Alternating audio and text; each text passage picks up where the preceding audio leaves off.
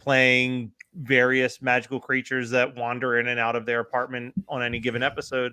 And then on a similar hand, another show that I did the same thing with was Undiscovered Scripts, which was a bunch of voice actors. Yeah, I like that one a lot, actually. That they dig up these scripts that will never ever get made for one reason or another, and they get a bunch of voice actors and they get a bunch of people who are professional audio editors in LA. It's all LA based, and they do these giant elaborate like table reads and radio dramas based around these scripts. And again, I was like, I think that your show's great and I really want it on this network, and I don't want to tell you how to do anything. Just do it.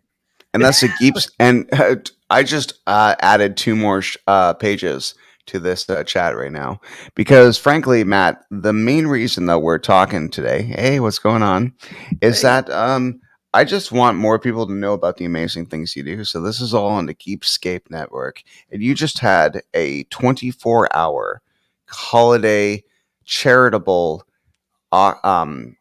charitable fundraiser. So tell everybody right now, pretty much, if they didn't see it, I mean, you're very generous. People can watch a lot of the content that you produce for this charitable reason.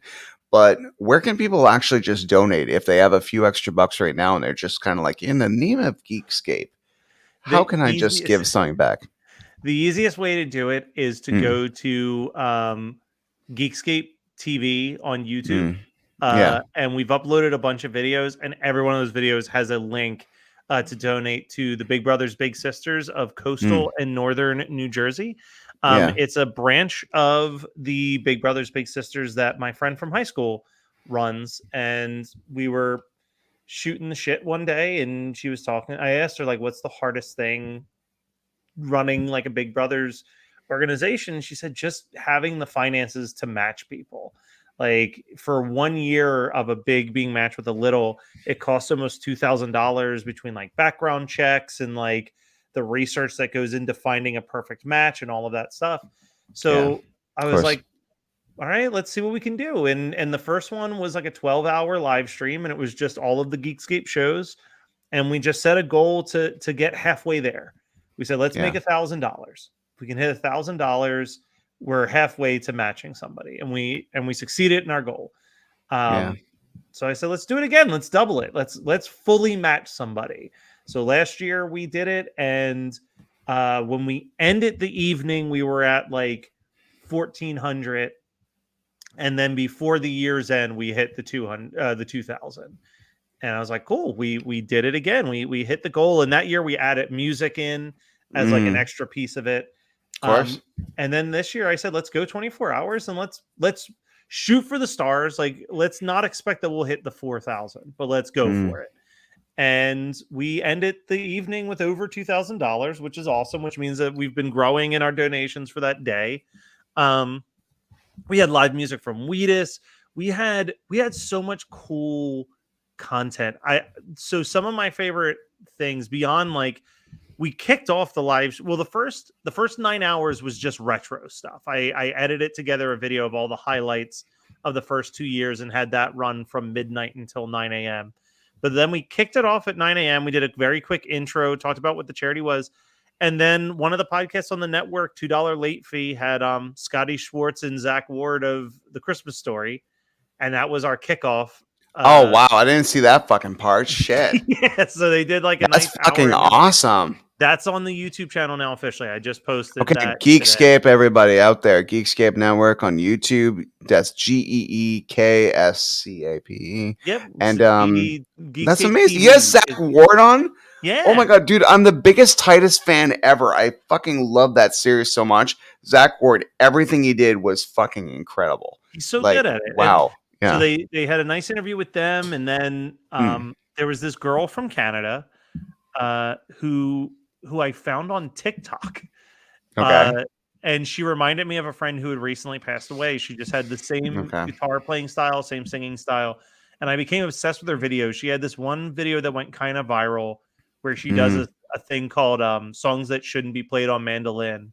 And she did Your Love by Outfield. And it just was amazing. And she's got this very like indie country singing style. She goes by the name Adina Z, Adina V, Yeah. Adina, and then the letter V.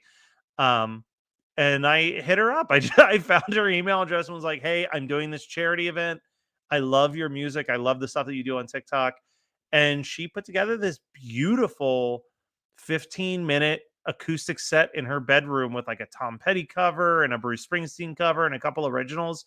And when I tell you that, like, throughout those 24 hours, the level of like geeky snark that would show up in the comments was ever existent. Like, that was part of the fun. Was like, you were having fun, you were goofing around throughout the entire duration of her 15-minute performance. It was just people being like, "This is the most gorgeous thing I've ever seen. This is so beautiful. These songs are amazing." Like, she stole the show. Yeah. And then, we had Wheatus. We did the One Hit Thunder trivia game, which was a ton of fun. Ton of fun. We did a Charlie Brown Christmas script reading. The guys from 91 Donkey Lane did a round of Poof the Magical Game Show, which is their improv fantasy game show that they do. We had a drag show in the middle of it. My friend Biddy B put on a 15-minute Christmas drag show. So we were just whatever we could do to present. I mean, literally in 2 weeks, I'm going to be meeting up with my friend who runs Big Brothers Big Sisters, and we're going to plan year 4. So it's an official tradition. It's going to happen every year. We just keep trying to make it bigger and better. I've got people who I want to reach out to. Again, I mean, I sent you in the private chat who's coming to the Weird Algorithm podcast. And if you think I'm not going to try to find a way to get them involved in the charity live stream if we hit it off, then you don't know me at all. There you go. Because I am all about, the first time you and I ever sat and talked, it was about Muppets. Our true love is Muppets. My signature on Facebook, since the day I got Facebook in 2004, is a Jim Henson quote, which is, "My only wish is to leave this world a better place than when I got here." And I really try to live by that. And I really believe that, like, if people want to do good and they want to help, and like, you might not be able to get someone of that caliber to, say, pop on for an hour live stream and do a segment, but they might film a bumper just saying like, "Hey, you're watching the Geekscape 4th annual holiday live stream spectacular," and like share that on their socials and say, "Hey, go and donate to this cause." And like, that goes a long way. Like, those little things mean a lot especially to the kids who need these big brothers in their lives and big sisters. And I don't know, it's I feel like I'm very blessed because I created a bunch of podcasts that have these really nice minor followings in these different niche fields. But if I'm not taking whatever like tiny little platform I can build, be it like One Hit Thunder or Horror Movie Night or Christmas 365, if I'm not taking those platforms and then trying to use them to like make the world a better place, whether it's through doing these charity events or just like constantly not being afraid to talk about mental health and you were saying that depression, before. and it's just so important to me. It's so important to me. Yeah. And we had a really nice chat before we went live, actually, where even I was talking about just fuck. As a cancer survivor, I can honestly say, like, the last 4 months have been almost the worst 4 months of my life. And it's weird when you comparison to the big thing that you say later. You're like, oh my God, that thing must have been worse. But it's like, it all depends on the matter of perspective, because when you're sick with something, you're like, well, this is what it is. And this is what I will do in order to try to get over it. The last 4 months have been completely like I've had no legs. Yeah. And I haven't been able to put my feet on the ground. And every day was completely unsure. And that insecurity and that inability to really even process what the hell was happening to me at that moment, that is what made it the worst. Because when you know you're somewhere, even if you're in a ditch and you're digging the biggest hole ever, well, here's the shovel, here's the hole.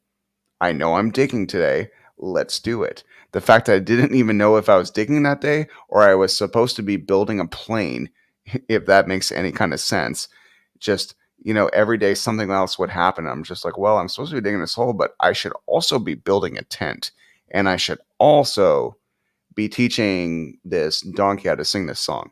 Like that is the most, when you don't know what the hell is happening in your life. That was the craziest thing. No, So anyway, I've said yeah. before, like I would rather be sad than feel numb, and like there we go.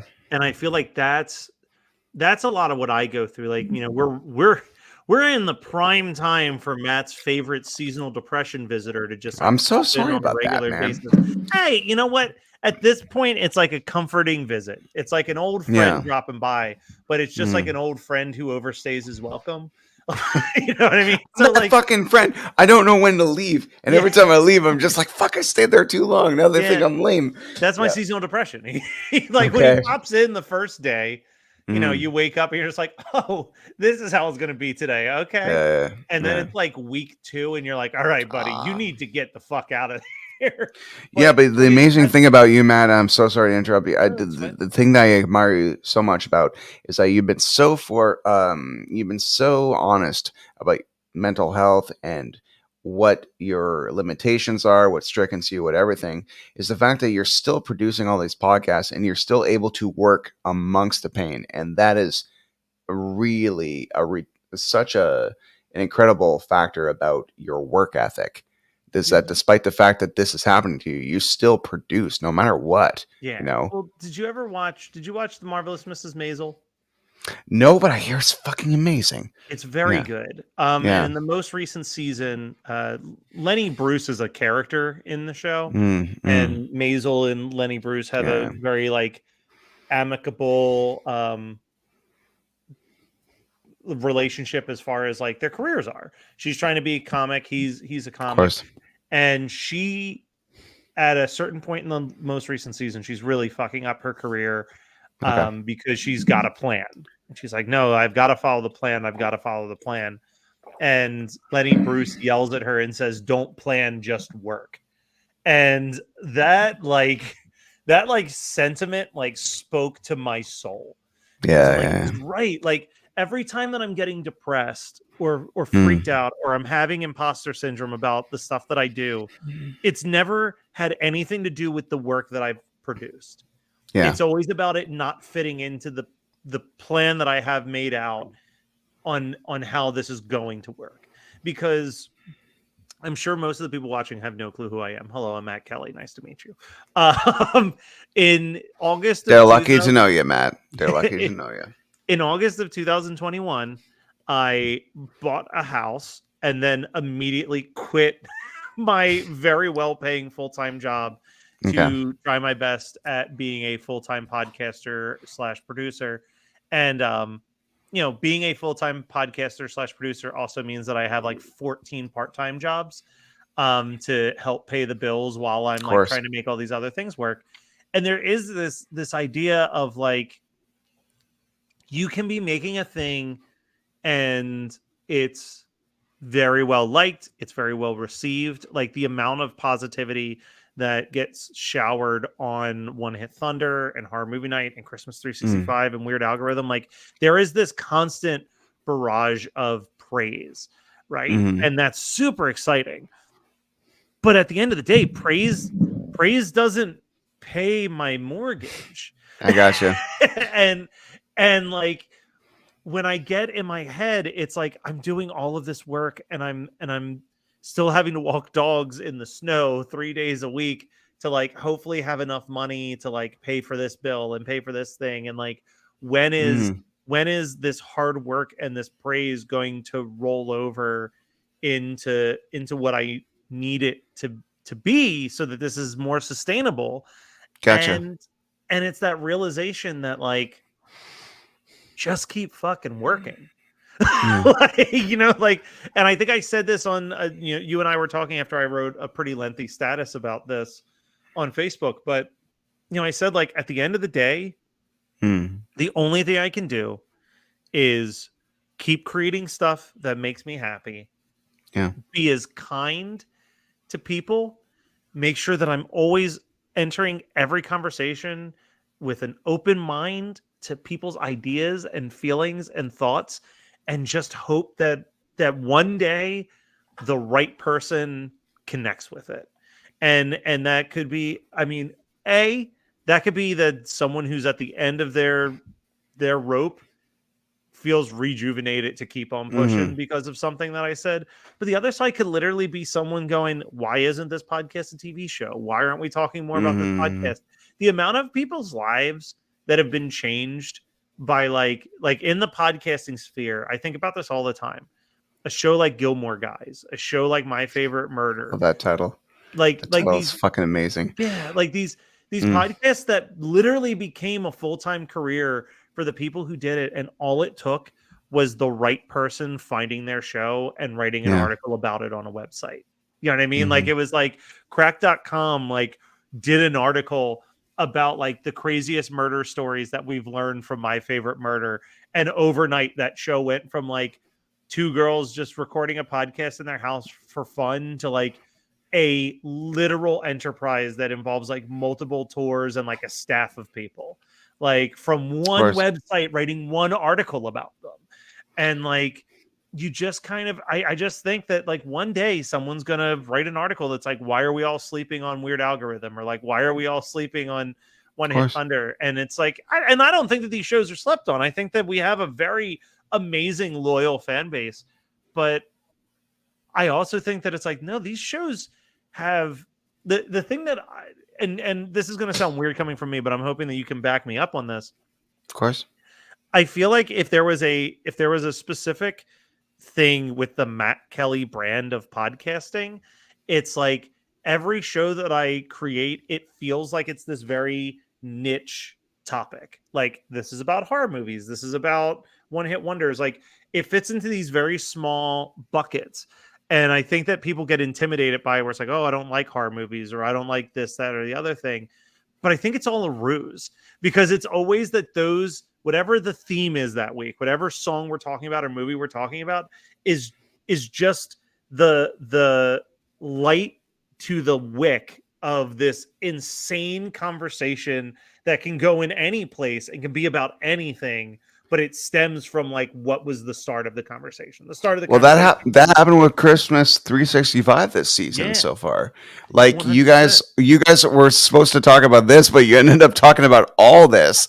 And I got to tell you, Matt, as a fan of your stuff, even though we're buddies, I don't know why people are scared to say they're fans of something, or they're too cool for school about it. I legit am a Matt Kelly fan, and I really like the fact that you and your co-host Dylan of Christmas 365, goddamn people, subscribe to this podcast if you want your life to be infinitely better, and if you want to smile even bigger, or if you Grinch style, if you want your heart to grow 4 sizes too big, subscribe to Christmas 365, because what you and Dylan do is pure magic.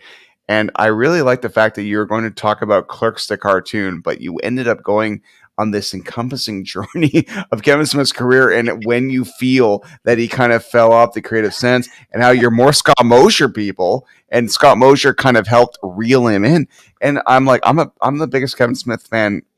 I think I'm the biggest Kevin Smith fan I know, and I have a Fat Man jersey right over there. And I went to Jalen Silent Bob's Secret Stash just to get it.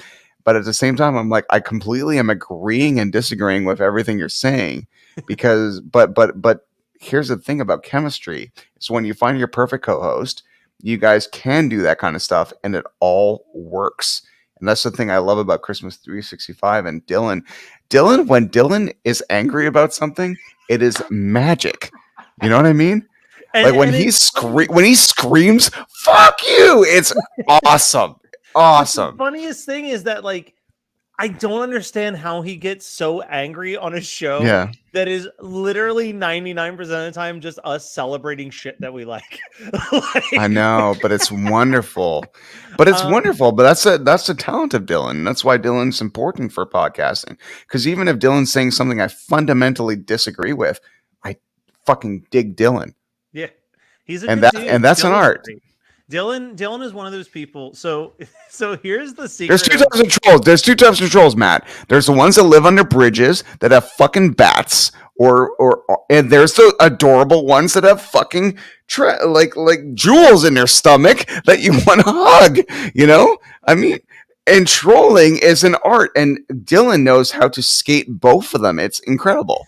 So yeah. So the way that podcast came together is very similar to Weird Algorithm, actually. Both of them were the same inspiration point. And this OC podcast. I love the Gilmore Guys podcast. I think it is the greatest podcast that has ever been made. Kevin Porter deserves every ounce of like success that has been bestowed upon him ever since he started this podcast. And the concept of the Gilmore Guys podcast was, let's, as two comedians, very sincerely analyze something that is so wholesome and sweet and try to be as funny but fair. Like it's not a show about punching down. We want to really analyze all of the ins and outs of this show in the most genuine, fair way that we can. And the comedy will come out of how much these two guys absolutely fucking love this show. And I thought it was such a beautiful thing. And I was listening to the show for the first time, and I was watching Gilmore Girls for the first time along with the show. So I'd watch an episode, listen to an episode. I have never seen a fucking episode, honestly, but this is a great way to watch it. A great way to watch it is to use Gilmore Guys as a companion, because they are so good at like giving a very fair balance. Like, here's all the stuff that doesn't work. Here's the stuff where the characters don't make sense. But then also like shower praise on like, this scene is beautifully acted. This is like wonderfully shot. Like, but in doing that, I was like, what's my thing? Like, what is the thing that I love that I could talk about that seems so wholesome and stupid, but I could be funny about? And I was driving home from my brother's wedding, listening to an episode of the Gilmore Guys, trying to think of what my thing was. And then all of a sudden I was like, Christmas. I love Christmas so much. There are other people out there who love Christmas. And then I'm like, who could host this? And then I remembered meeting Dylan at a horror convention and getting into a deep conversation about Christmas. And like, Dylan and I literally only saw each other once a year at a horror convention. That was it. Like, we barely knew each other. We still believed it. That's incredible. But I texted him and was like, hey man, I have an idea for a show, and I think that you're the person to co-host it. And that's been almost every podcast that I have a co-host on. It has been a whim. Like, it has been a complete and utter whim. Horror movie night, Scott was just a guy I met on Reddit on the Reddit horror page. And I clicked with him, and I was like, we should have a podcast. Christmas 365 was a dude I met at a horror convention and thought, this guy's got something. And like, now he's one of my best friends. The One Hit Thunder show, like, I knew Chris through Punchline, and we had talked a couple times, but literally I remember shooting him a text and was like, hey man, I don't know if you remember me. like that was how the text message started. But I have a podcast I think you should host. And like, we got on a phone call and I pitched it to him, and he's like, yeah, come up to Pittsburgh and let's record a couple episodes. And I drove 4 hours to Pittsburgh on a weekend, and we recorded the first 6 episodes of the podcast. And now we're in episode 151 or 52. And it's just been like going strong. We're up for a Signal Award for Best Music Podcast of the Year. And it's like, this is insane. Like, this is all of these shows. The Weird Algorithm was like, I knew Matt Milligan because he had been a guest on One Hit Thunder, and I knew he liked Weird Al, and I pitched him on this idea, and now he's another person that's like, I text all the time, and they're a friend now. Like, I just, I think that there are, you give me a lot of praise, and I appreciate that as of course I do. But I think that sometimes I never thought of myself as a producer until about 2 years ago. And then I really thought about like what a producer is at its core. And it's like a person who can find the right people for the right idea. Job. You know what I mean? And the right job. And the right job. And that's where it started to become what it is. And, I'm producing this brand new show. It's only 3 episodes deep right now, called Alyssa Explains It All. And it's a sex and life podcast hosted by Alyssa Lube, who was a contestant on The Circle, the Netflix show The Circle. And Gotcha. same deal with Alyssa. She was a guest on another podcast that I produced. And when I was listening to that episode, I'm like, there's something that this girl has a personality. This girl has a personality that can be a podcast. And she was a assistant to a sex coach. So I was like, what can we do with this? And we had like 3 or 4 different phone calls, and we came up with like what her podcast could be. And at the time, she wanted it to strictly be her talking to different people in the sex industry about about health and positive sex stuff, and like kind of trying to destigmatize a lot of that world. And we were making a good show. But I had a friend, and the episode is out right now, Ashley V. Robinson. She's a fellow Canadian for you up there, Ryan. I know all of you know each other. It's a tiny little country. Yeah, me and the people in BC, we just send each other carrier pigeons at all times. But she, I just think that Ashley's like one of the funniest, most creative, interesting people. She moved out to LA. She started acting. She met her husband at a comic book shop. They host a massive podcast called Geek History Lesson. So jealous. Every time someone says I host a massive podcast, I'm like so jealous. Yeah, they really do. They have this big podcast. It's like one of the top like geek and comic culture podcasts called Geek History Lesson. Her and her husband make a bunch of amazing graphic novels and comic books together. Like, and she's just funny as hell. And I was like, you're going to want to talk to Ashley. I know you don't know her. Trust me on this. Yeah. And she was like, really like, but she's not what the show is. Like the show is about this thing. And I said, trust me, just trust me. So those two, like I hit record, and I think I knew that both of them liked reality television. So I got them talking about Love is Blind, and then I hit record and I jumped off the call and just let them go crazy for an hour. And I literally got a text message from Alyssa. The episode came out on Tuesday. So yesterday. The episode came out yesterday, and Alyssa texted me and she just said, like, thank you for being a producer that pushes me to see what my show can actually be. Because this episode is so good, and I wouldn't have done it if you didn't let me see that. Like my point was that the stuff that she wants to talk about is important, but if that's all that the show is, none of the audience that you want to get that message will find it, because it's going to be so tiny, and it's going to be so niche, and it's going to be so inside baseball.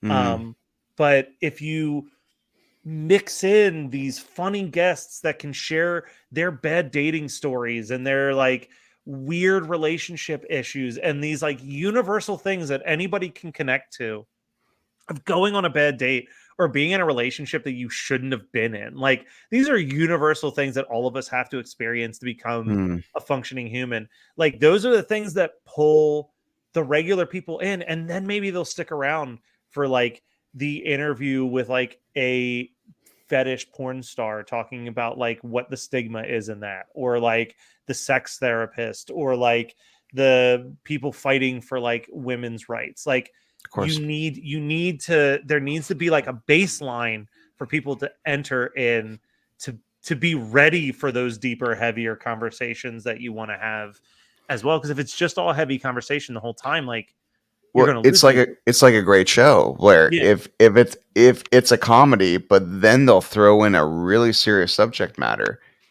that subject matter will resonate so hardcore with everybody because they've already gotten to know these characters, fall in love with these characters, and when they're faced with an ailment, you're in the ailment with them. And I find that's the trouble of a lot of TV shows, is that they're so focused on, hey, let's make sure these characters have issues, but you don't know who the fuck they are yet. No. So like, oh my God, this person, they're going through hell, right? Yeah, that's who this character is. This character is a subject of their grievance. But at the same time, if you had fallen in love with them for 10 episodes, no matter what they do and no matter what transition they're going with themselves, you are so in it with them if you allowed them to be a character first before their opposition. Well, let's talk about two sitcoms that are very similar in a lot of ways. MASH and Scrubs, which I think are two like MASH and Scrubs are these two amazing sitcoms because they both set out to MASH set out to show the true horrors of war and what happens in a war, and Scrubs set out to be the most medically accurate TV show possible. And the reason why both of those shows succeed in everything that they wanted to say was because they were funny while they were doing it. You know what I mean? Like, if every episode of Scrubs was just patients dying and there was no levity to it, like, it would just fall on deaf ears. It would just be a bummer show that no one wants to watch. But because you get these weird, goofy, hilarious episodes, and then like maybe every 7 or 8 episodes in, you get just beaten over the head with some real life shit that like doctors and nurses have to deal with in a hospital, it hits you in a way that it maybe doesn't hit as strong on a show like House or ER or Grey's Anatomy, because it's all dramatic. Yeah, it's very impressive how I legitimately cry more watching comedies than I cry watching dramas, because the comedy has a way of lulling me into a false sense of security. It's the same reason why I think comedy is so important in an effective horror movie. Like something like Scream works so well because you're laughing and then it gets you. Like it's that comfort, and there is a fine science. I think that's the reason why we're finding that some of the best horror movies of the last 10 years have all been directed by comedians. You know, you've got Jordan Peele, you've got like David Gordon Green, you've got these people that are like, they know how to formulate a punchline. They know how to do a setup and a payoff. And then they just apply that into horror. And then they still use those comedy chops to make you feel so safe. Like, this is so loose and this is fun. And then they really horrifically take you off your guard. And then you're rattled the rest of the fucking movie because of it. Good point.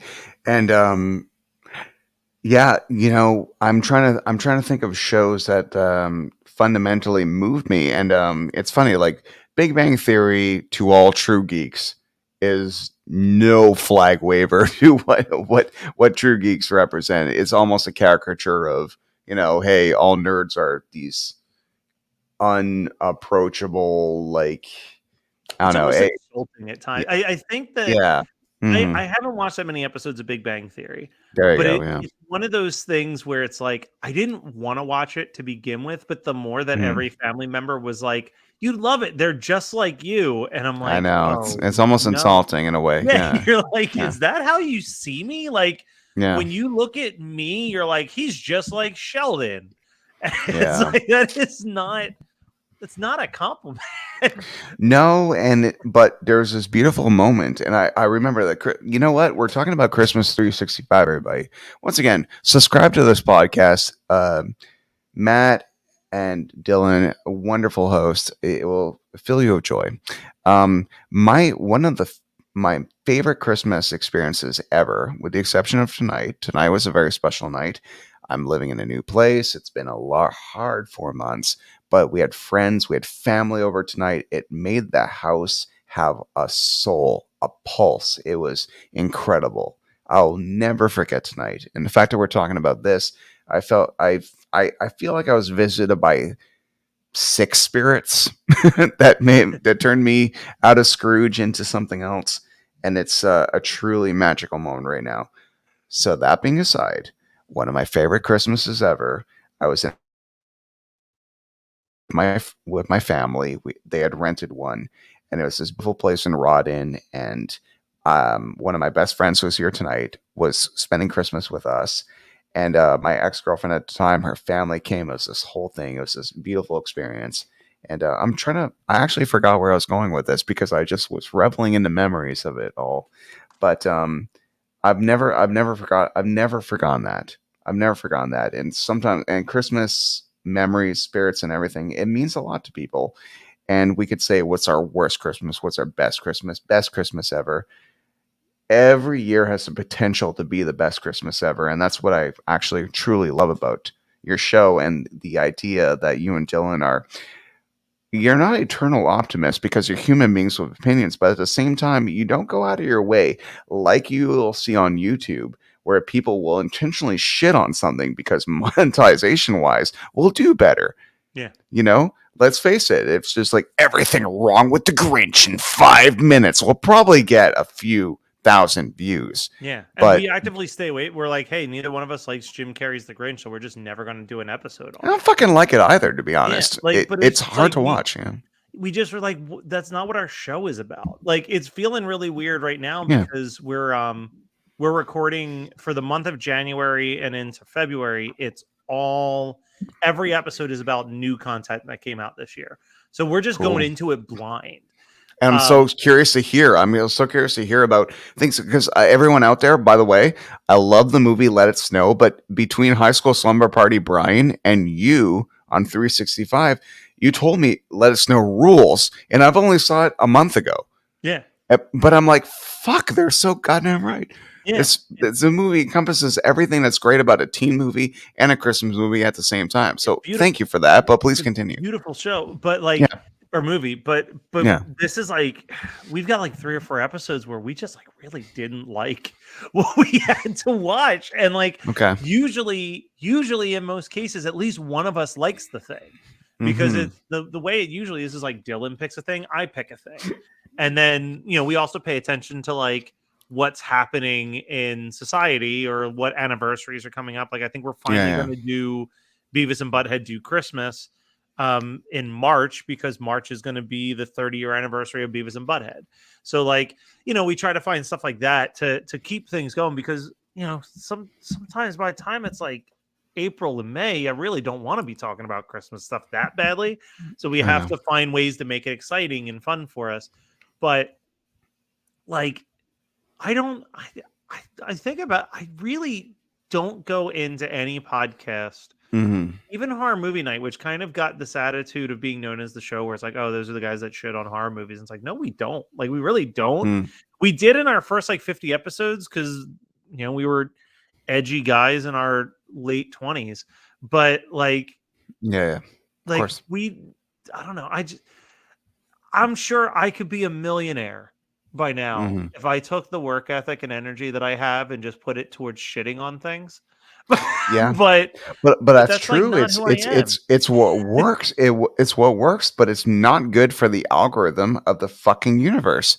No, it really isn't.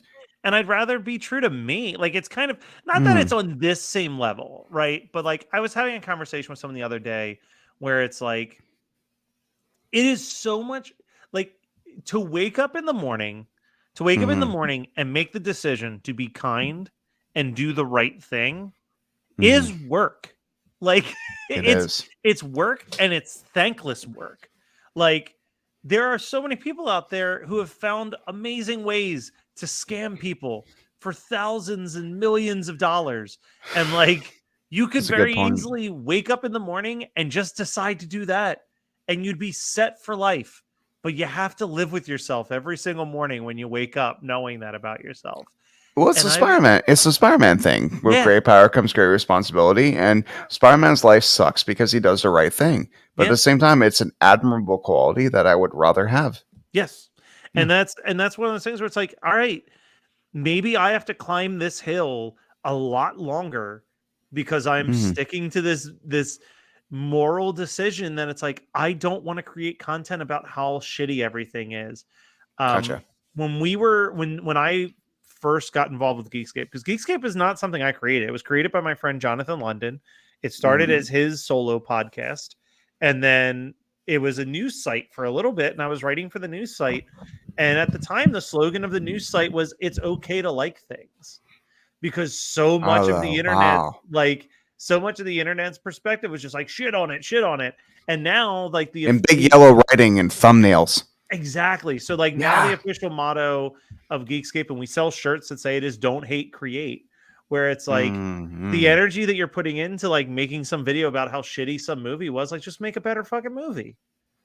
Like, you know what I mean? Like, sit down and do it better, and like, and be motivated by that. Be like, hey, I'm going to so I've never made a movie. I am the first person to admit this. I don't know if I'll ever make a movie. When I was in high school, that's all I wanted to do. I don't feel that passion anymore. I found a passion for talking and being on podcasts and being on mics and creating stuff. But the idea, if I could only make one movie idea of mine, the one that I'm the most excited about was kind of made in response to someone else's thing. I was in a writer's group, and one of my friends had written the script, and it wasn't working. It wasn't a good script. And when we were giving out our notes, I like told him why it wasn't working, and I pitched him on what he could do to fix it. And he was like, "Yeah, but that's not what I want this movie to be." But then I got so in love with the idea that I had pitched to him that I started writing that script instead. And it's the one that, like, if you were to say you could only make one movie, I'd be like, I want to make this one, which I will say the idea, because at this point, if I'm not going to be able to make it, I want someone to make it. Which was, it was called Necrocomicon. And the idea was, it was about a horror convention where someone has the Necronomicon there and they think that it's a movie prop, and it turns out to be the real thing, and they raise a bunch of demons and everyone thinks they're cosplayers, and it's up to a bunch of washed up 80s action stars and horror fans to fight these demons. And it was just this wacky, goofy comedy idea that I had. And I mean, I have the first like 30 pages written, and I'm proud of it. And maybe one day someone will be like, "Hey, finish it." But until then, I'm going to keep working on my like 20,000 podcasts. There you go, man.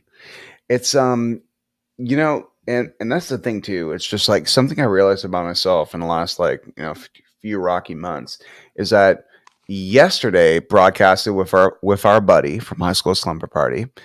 But in the last few weeks, there was never an incentive to get the microphones set up, get the camera set up, and just do this. And I forgot how relieving all this is.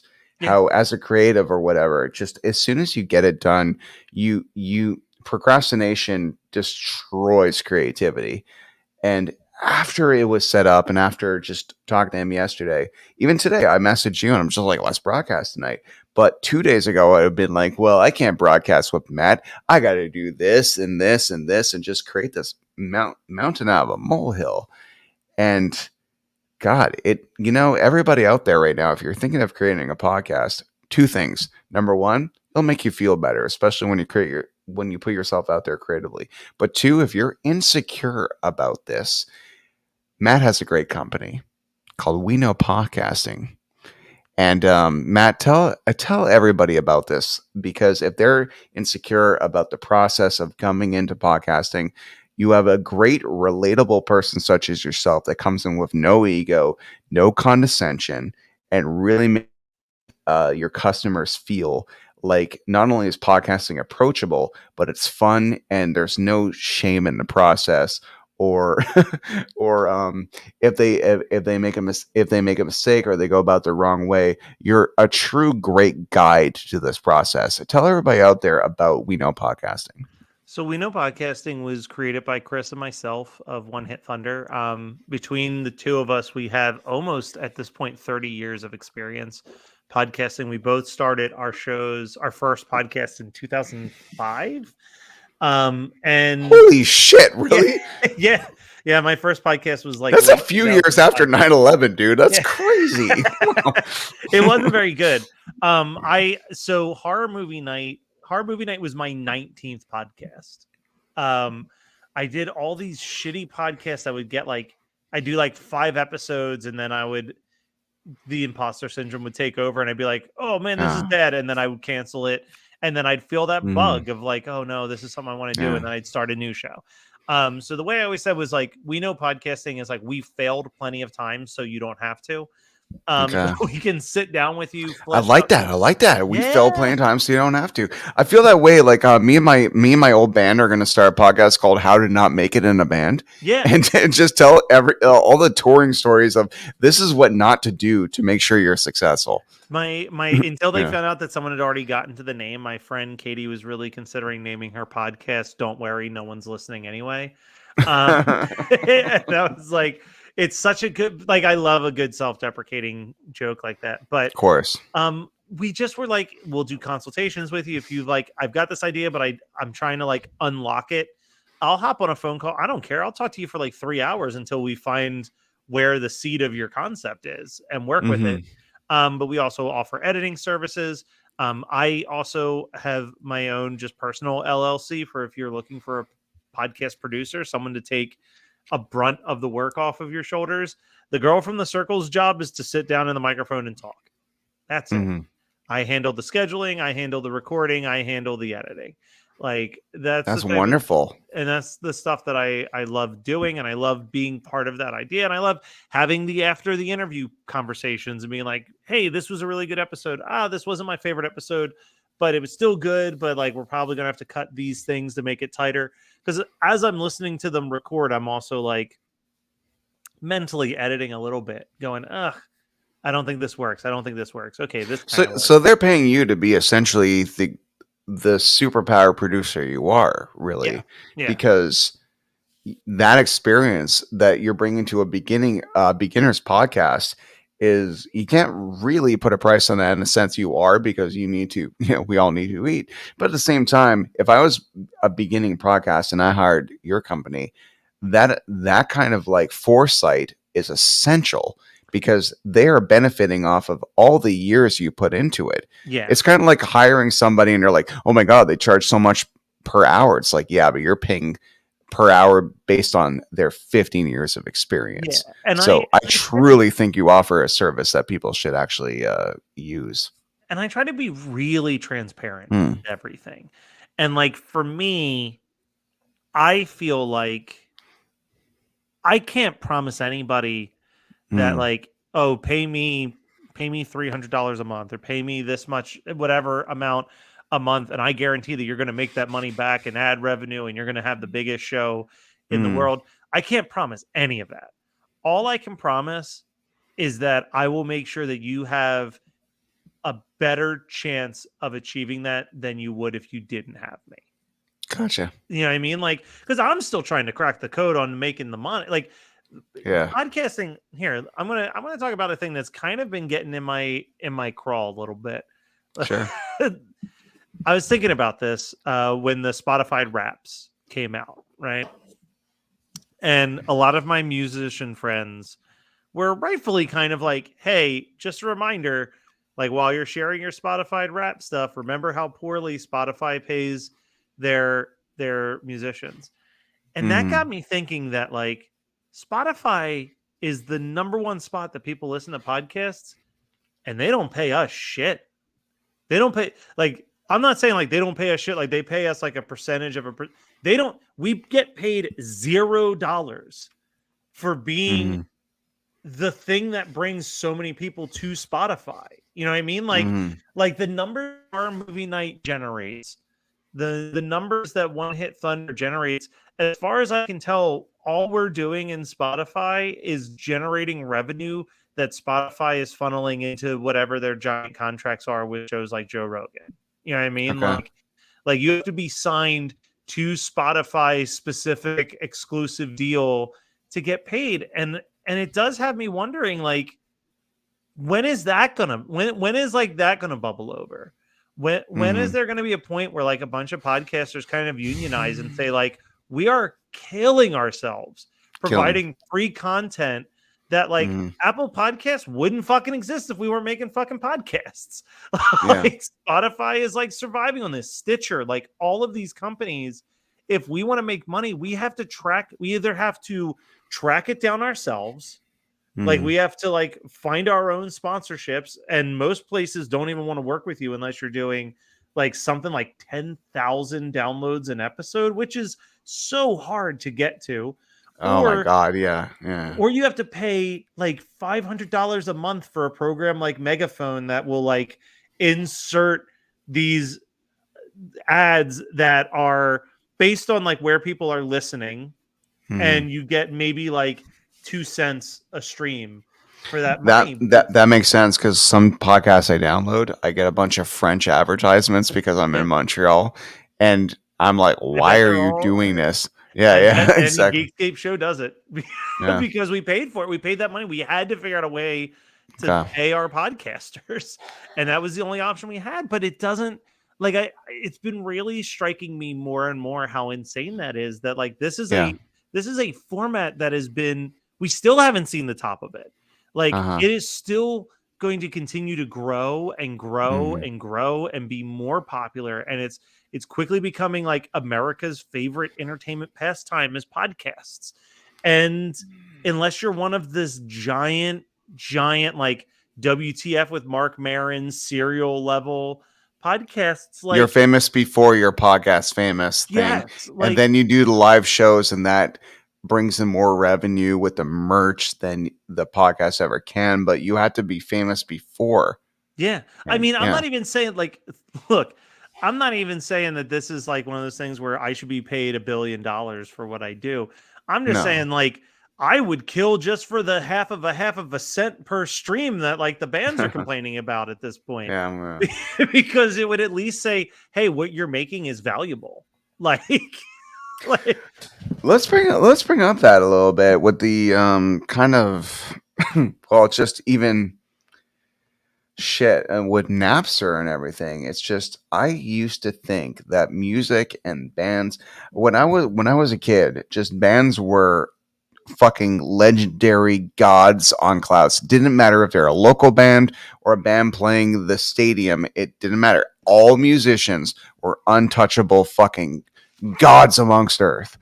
And their CDs were these passports to paradise that you needed to pay for. And I remember when Napster happened and you were able to download things, and all of a sudden you download an entire album, and instead of the process of me buying a CD I kind of liked, but fuck you, it cost $20.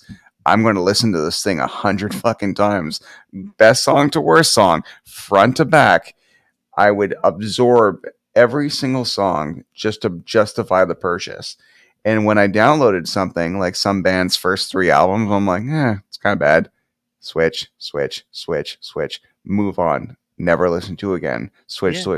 Just based on that experience, the experience I just described before, that is just that was a game changer. yeah, we've made we've made entertainment disposable. Disposable, yeah. And that's I mean, maybe that's I don't know. Like, I'm not an expert on this stuff. I don't know what to talk. I am no one who should be standing on a platform talking about this stuff theoretically. Yeah. But I know that like a quote that I heard that I really believe, and I think it applies to a lot of other stuff, is someone said binging a TV show has only ever benefited a mediocre TV show. And their point being that like a really great show, you will wait every single week to watch an episode of because you can't and you wait. will hate yourself if you can't fucking see it. Yes. But a mediocre show, I have watched shows that I have cared so little about, but Netflix dropped it all on one day and I had nothing else going on. So it was just on the TV and the whole time being like, ugh. But like the shows that I paced myself, like with Wednesday, I was like, I'm going to watch one episode a night. I've only seen 2 episodes, so just don't say too much about the lyrics. But I mean, I felt like I was rewarding myself even by just making that an 8-day experience instead of an 8-hour experience. Well, there you go. That's the reason why Melissa, my darling, and I have only seen 2 episodes. It's just we're like, we are under severe mental distress right now, and this is a Tim Burton direct went Addams Family show. We're obsessed with the Addams Family. Why are we going to watch it now based on the fact that every part of our body is to feel, the darker side of, the spiritual experience right now, just based on life? Why are we going to taint this possible enjoyable viewing experience because we're just worried that the internet is going to ruin a spoiler? Why don't we just watch it when we feel better?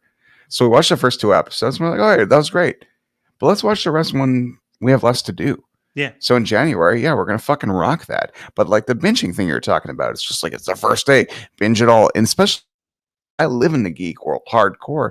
And the only reason why I watch anything on the first day is so the internet and, unnameable fucking networks, not going to shit on anybody, just telling you the end of the fucking Mandalorian season 2 at noon on the Friday it came out what the fuck, guys? Yeah. Why would you do that to your casual viewer who has a 9 to 5 job who can't possibly watch that episode until later that night or at least the next day? Like, why would you do that? It's wild, and it's this idea that, and it drives me nuts, but it's this idea that like one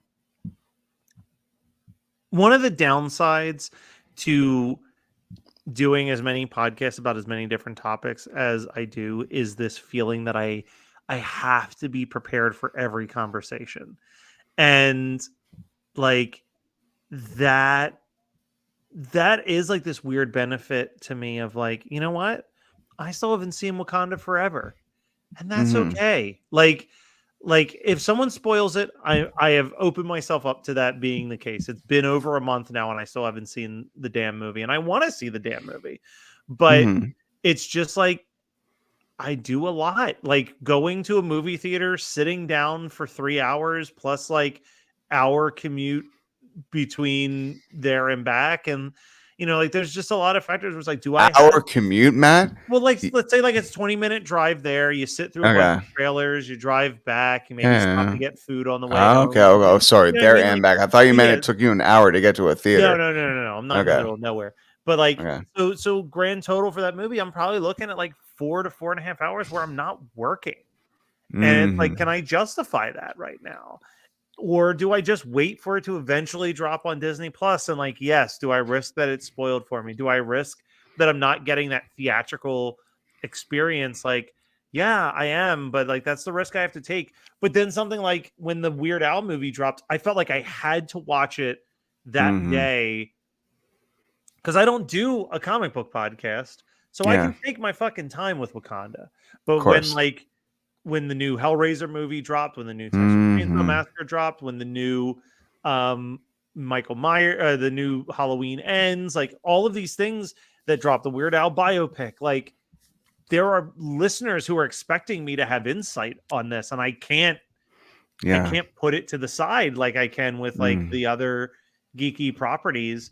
But like I just do you resent that though? Do you resent that? I do. Yeah. Like I'd rather just I mean it was fun to watch Weird before everybody was losing their mind about it. Like like I mean the people who had gotten to see the advanced screeners were already raving.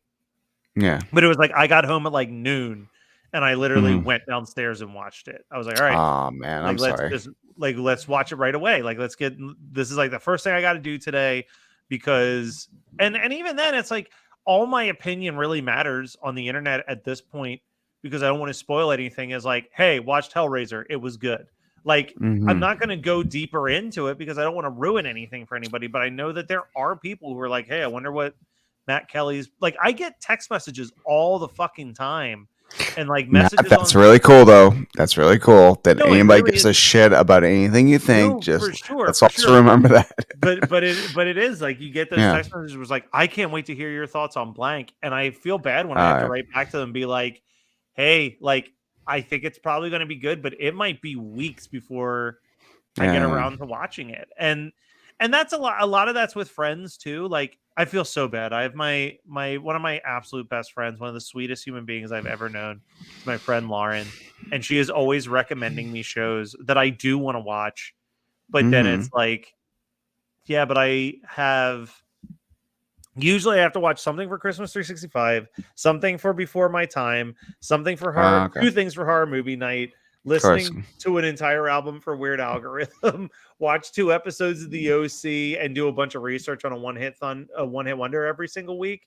And like, so it's like, I'm sorry, I don't have time to sit and watch this show that you found on Apple TV that you think I'm going to love, even though I know that you're right. So like, she got me into I told her the secret to this is like, when I have a free Saturday and I'm hanging out at her house with her and her husband, I'm like, you literally just, if you think I'm really going to like a show, you're going to have to make me watch the first episode or 2 and get me hooked. And then it will become a priority.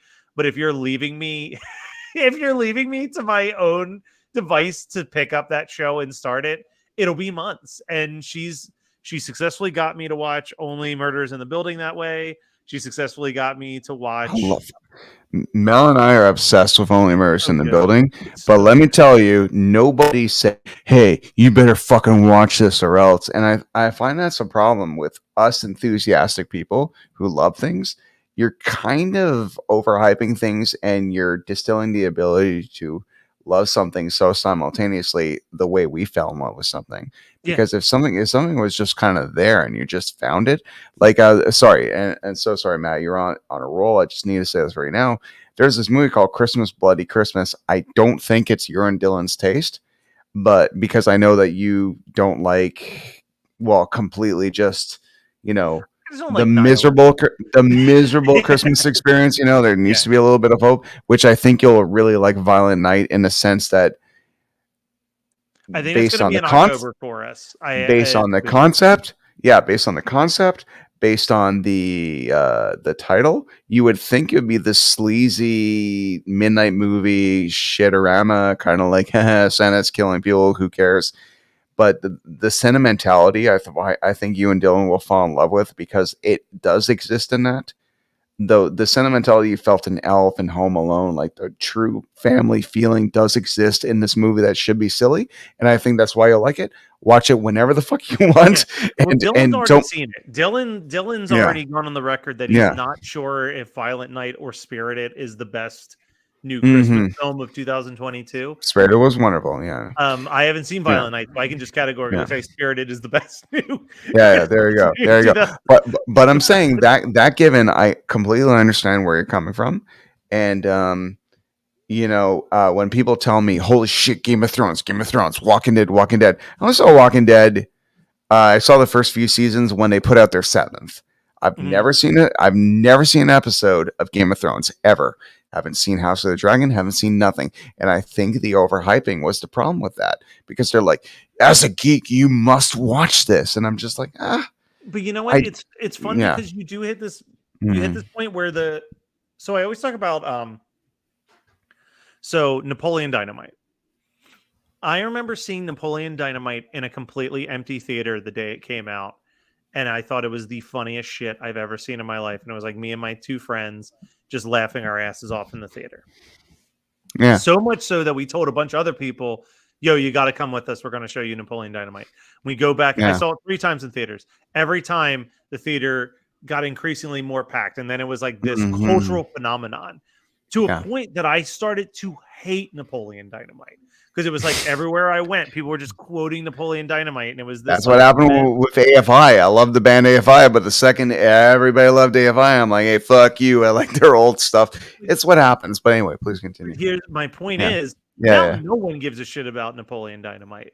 And the one day I like put it on out of the blue, and it was like watching it for the first time again. Like it's like things like that. Like there will come a time where no one gives a shit about Game of Thrones anymore. And then you just like casually stumble into it, and all of that like nonstop, because I'm experiencing that right now I'm watching Gravity Falls for the very first time right now. And I remember when that came out, it was like this unbelievable universal praise of like, oh my God, if you love cartoons and horror and like, this is the greatest show ever. And I missed the opportunity. And then like the more that I would see like memes online about it, the more I was kind of like, I don't think this is for me. But now it's like, before I go to bed, I try to watch 1 or 2 episodes. it's like, oh, I'm finding like a real comfort in the show. And that's one that Lauren, like when I went over her house, was like, I'm going to make you watch the first 2 episodes. And that's sometimes how it has to be done. And I think the nostalgia cousin Eddie. Yeah. Loving that. I'm glad. Fuck yeah. Everybody subscribe to Christmas 365. I loved your Garfield Christmas episode. Where two grown men are crying in the middle of the podcast. Oh my God. Melissa knows that speech the grandma gives front to back. When she watches it, she knows every line of every second. And it's fucking fascinating. It's one of the most powerful speeches ever written. And it's in like this. I think we talk about it in that episode where it's like, the show is the episode is such a run of the mills average 80s cartoon Christmas special, and then it just comes out of nowhere with this like beautiful, powerful scene. Like amazing. Yeah. Amazing. And what's incredible is that you talk very favorably about Garfield and Charlie Brown, but there's these two specials, monumental specials that are based on comic book strips. And without Charlie Brown, I mean, people can say they love Charlie Brown or they hate Charlie Brown, but without Charlie Brown, none of this happens.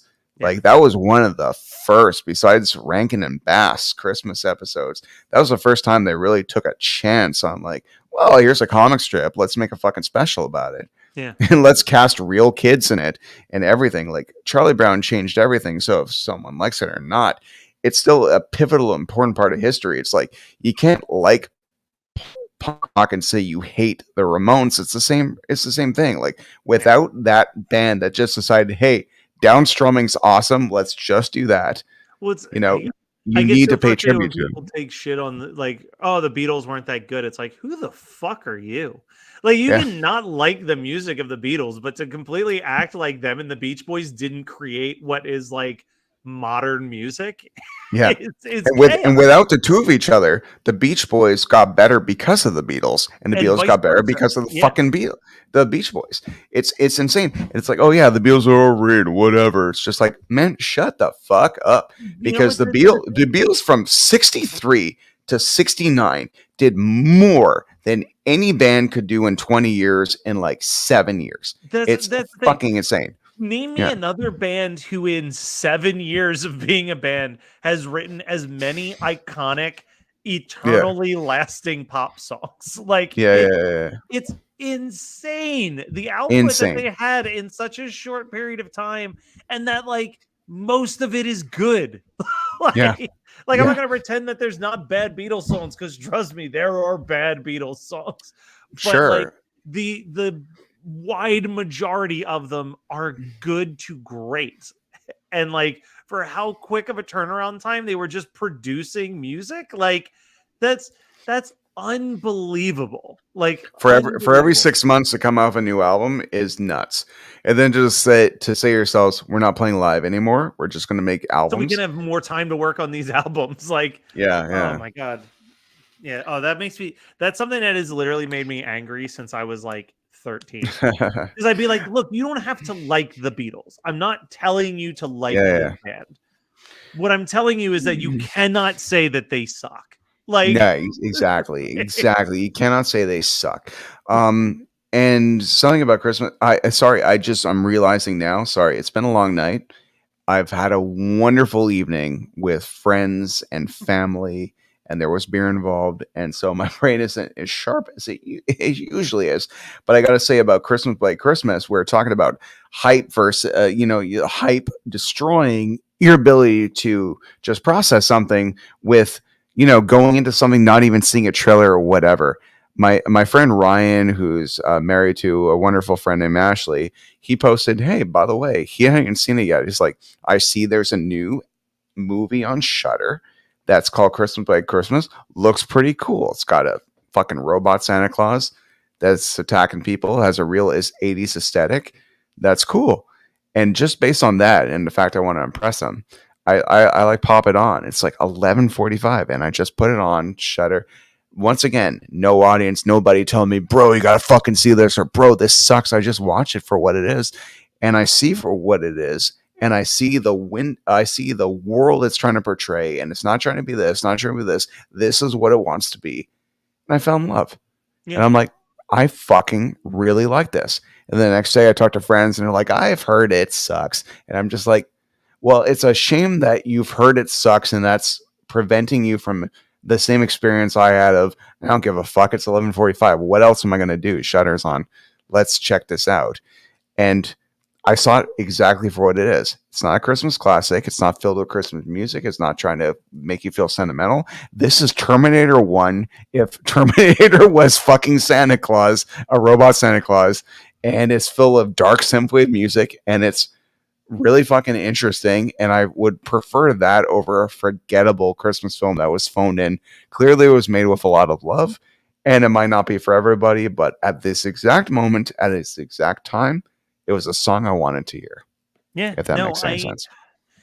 I know, I agree with you wholeheartedly in that sense. And like, One of the things that when Geekscape was still just a news site, something that like really put us on the map was an article that Jonathan had written about Sucker Punch. Okay. And it wasn't so much saying like, hey, Sucker Punch is this masterpiece of a movie, because it definitely isn't. Like, no Fuck one no. is arguing that it's a good movie, that it's this masterpiece. But his argument was like, for 3 days, all I read on the internet was how this was the end all be all worst movie that has ever been made, and how Zack Snyder is a piece of shit director and he should never be given a chance to make any other movie again, and blah blah blah blah blah. And he's like, and then I went and saw this movie, and it was just a good, fun popcorn movie, and like I just met it where it was, which was like being a dumb action movie.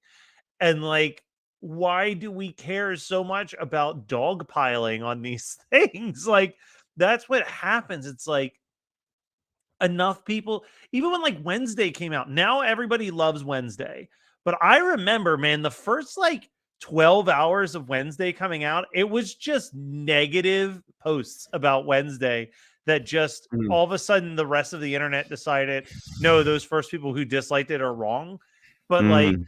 I was very ready for the dog pile. We've talked about on Christmas 365. I think the internet fucking dogpiled on the Munsters movie this year in a way that did not make Mm. sense to me. I think they dogpiled on Halloween Ends. And I'm not sitting here saying that any of these movies are like Oscar worthy contenders that deserve like this deep reevaluation, but I'm like, the fucking Monsters movie was a fine enough children's movie, which was what it set out to fucking be.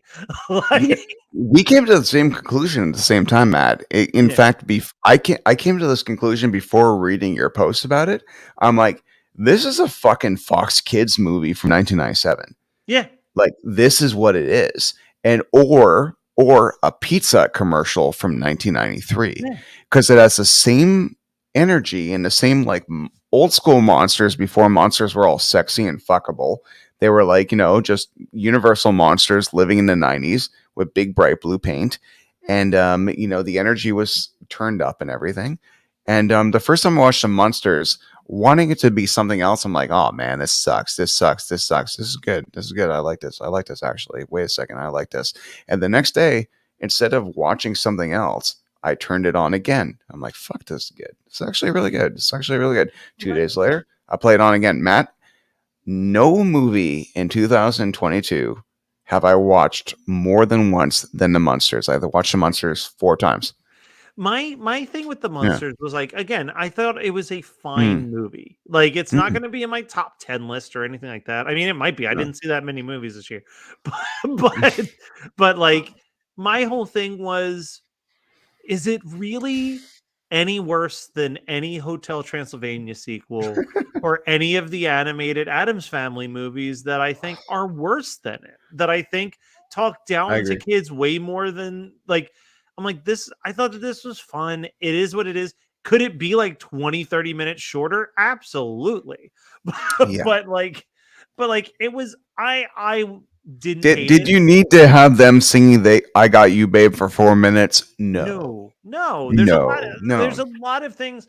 So it'll be a while until this episode comes out, but we just recorded our episode for A Christmas Story Christmas, Okay, and it was a movie that we both liked the first watch, and then the more we thought about, or Dylan rewatched it, the less that we enjoyed it. But okay, like our overall thought was like, it's not that we think it's a bad movie. We think it's a good movie. It's a movie that was hmm, better than our anticipation was, and I okay, stand by that. But it was like one of those movies where the more you think about it, the more you're hmm. like, God, if they would just tweak and change a few things, this movie would be perfect. And Sorry, I know your episode's coming out, but as a person who saw A Christmas Story Christmas, and Melissa, who had never even seen A Christmas Story, watched it with me and kind of enjoyed Christmas Story Christmas. What are these things that you're talking about tweaking? Because I'm just so curious in the meantime, if you so don't mind dropping some. yeah, so the big thing that we landed on was that the Mm. dad shouldn't have died that year.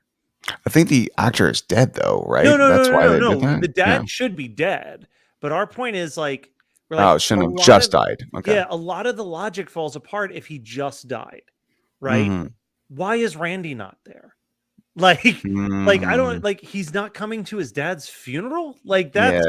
that's confusing. Why is it only brought up how sad they are when it's convenient to the plot, and then the rest of the time they're just like goofing around and having a jolly Mm, old time? I'm like, if you literally just made it where like they used to go and visit the town every year for Christmas, but then the old man died and mm, Ralphie just couldn't bring himself to go, mm, but like his mom isn't doing well this year, and when she would normally come and visit them they have to go visit, and it's more of a film about like facing that fear mm, of loss that you've been running away from, and you can literally keep everything else exactly the same, like you don't have to change anything, but it just fixes those weird little moments where you're like, why is Randy not here? mm. Like why is the mom so Okay goofy with and it. Okay yeah, with you it. know what I mean? Yeah. Like it's like because that's the stuff that kind of pulled me out the more I thought about it. When I was watching it in the moment, I was like, I'm loving this.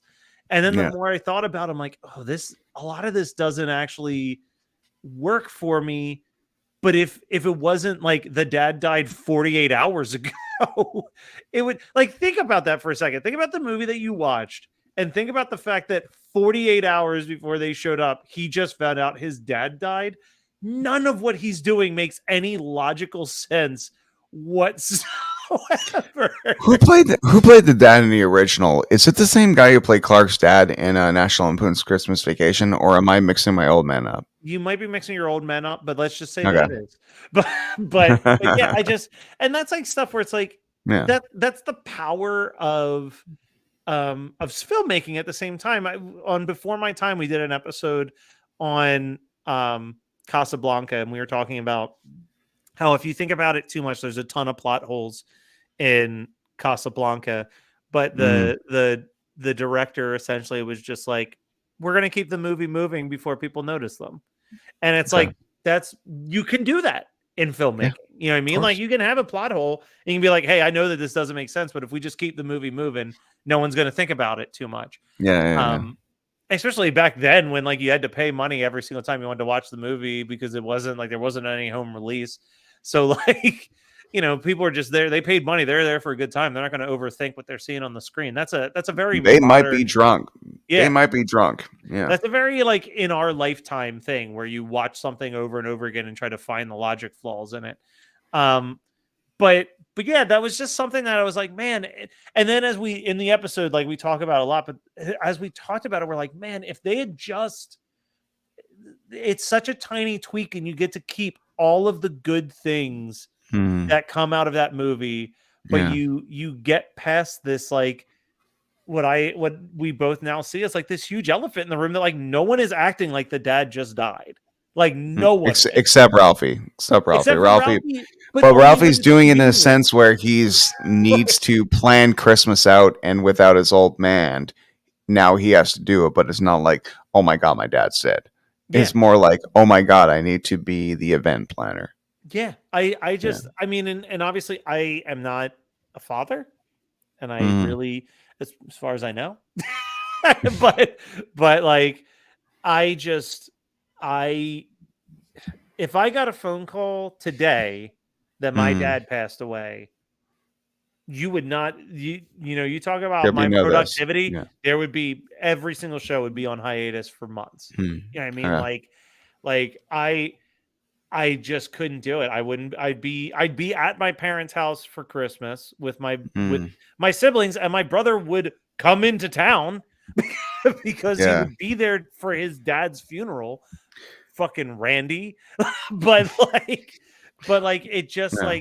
like it's stuff like that where you're just like, what is going, like I just I the more I thought about it, the more I'm like, I do not connect with any way that any of these characters are handling this information in the We got to same. remember though, it's the late '70s though, and the whole kind of like macho, don't show your feelings shit was still a real thing. Yeah. And that suppression was still was a real thing. So not to say they're completely like living in the woods about everything, but at the same time, back then it wasn't cool to say I'm sad. Yeah. So No, for yeah. sure. I just that is like the one Hmm. thing where I'm like, man, that would make what I think is like a 3 to 3.5 out of 5-star movie, a 4 to 4.5 star I movie. gotcha. Is that little because and that's like the thing we keep stressing in the episode too is we didn't dislike this movie. Like this isn't Mm, like this movie's terrible. Don't watch it.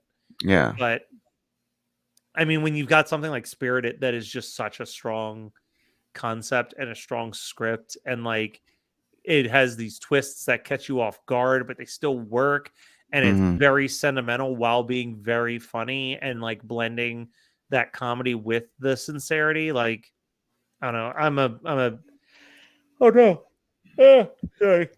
I'm a huge fan of Spirited. Like I really Spirited Yeah. floored me, and I feel like every year there's like one movie that's my standout. And the other thing with the Christmas Story Christmas is that I just genuinely think 8-Bit Christmas is a better Yeah. Christmas Story sequel, like in Well, every way. I fundamentally agree with you, Matt. Yeah, Everybody out there, if you have Crave in Canada, I strongly suggest you check out 8-Bit Christmas. It is a wonderful story about a kid trying to secure a Nintendo in the mid '80s when it first came out, and it's absolutely wonderful. And Steve Zahn, who plays the dad, is just wonderful as always. Neil Patrick Harris plays the adult telling the story about when he was a kid. So you have that Christmas story narrative period piece. It's absolutely fucking wonderful. And on the Geepscape network, your YouTube channel has actually interviewed the director, correct? yeah, and we have two on Christmas 365. There you go. We had 2 different interviews with him. He is a super chill guy. We interviewed on both Christmas 365 and Geekscape. We interviewed the author of the book that the Nice. movie is based on. Mhm. And then Geekscape had him on like 10 years ago to promote the Mhm. book when the book originally came out. Oh, that's so Um, cool. yeah, so I mean, but it's a very he talks about a lot on the Christmas 365 episode, but it's very much a personal story. It's pulled from an over exaggeration of true story, but it is Yeah. like it's like 80% exactly my experience trying to get a Nintendo. Like, That's incredible. That's incredible. Sometimes we get lost in the silver screen aspect of it. But I just a big shout out, and Matt, this is a really fun experience. Funny thing. I my friend, this guy who I adore, I met him at the Fantasia Film Festival 8 years ago. And he came out with a movie called 52577, the oh, true story, yeah, the almost true story about how he went to Hollywood as a teenager and saw Star Wars before anybody else did. Basically, he was the first person to ever see Star Wars who didn't work on it, and even the producer of Star Wars to this day calls him Fan One. And he made a movie about his life, and it's called 52577. And my instinct, as it was coming out finally on VOD and Blu-ray, is that, and the producer part of you that you say, I love bringing people together. I feel that too, because all of a sudden I realized Brian from High School Slumber Party needs to fucking talk to this person. And I yeah, got so excited. I got more excited than when they announced a new Spider-Man movie. The idea that Brian and Patrick will podcast together. And I had the same feeling of, I got to fucking hook up Matt and Patrick. And then I look, of course, on your YouTube page. And of course, Geekscape being very dialed into everything already has had Patrick on, yeah. of course. Jonathan and Patrick have become very good friends. I believe Patrick will be signing at the Geekscape booth at Comic There you go. Con There you go. in July. But yeah, Patrick. Yeah, I mean, I didn't even realize how much of a fan I was of Patrick until I recently. know.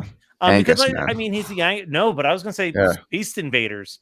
Space Okay. Invaders was my shit when I was a kid. That's fucking awesome, man. Like, Have you messaged him and told him all this, because he loves that shit. yeah, I mean, Jonathan came to me and was like, "I'm interviewing the guy who did Angus and Space Invaders. Do you have any questions?" And I sent him an overwhelming amount of Space Invaders space questions. See, that's how we became buddies, because Chris Fafalios, who, of course, everybody out there, if you want one of the best podcasts on the internet, we all have to agree, is Krista Makes a Podcast, where yeah, the singer of Less Than Jake, well, one of the co-singers, but one of the singers of Less Than Jake, breaks down songs by lyric and music with the people that wrote the songs. It's fucking incredible.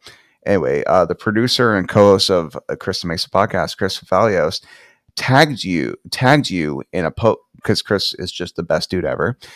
Tagged you in the fact that I was interviewing Kirk R. Thatcher, who directed Muppets on the Mansion and has had a 30+ year career with the Muppets. And you, dude, were the MVP of the comment section, asking the best fucking questions ever. and after that, adding you, and then that's how we became friends. I mean, you were the matchmaker for me and Brian too. Mm-hmm. Like Brian and I, we've only collaborated twice. I was on one episode of High School Slumber Party, and he was on a One Hit Thunder podcast. But which one? What was he on? I haven't heard that one.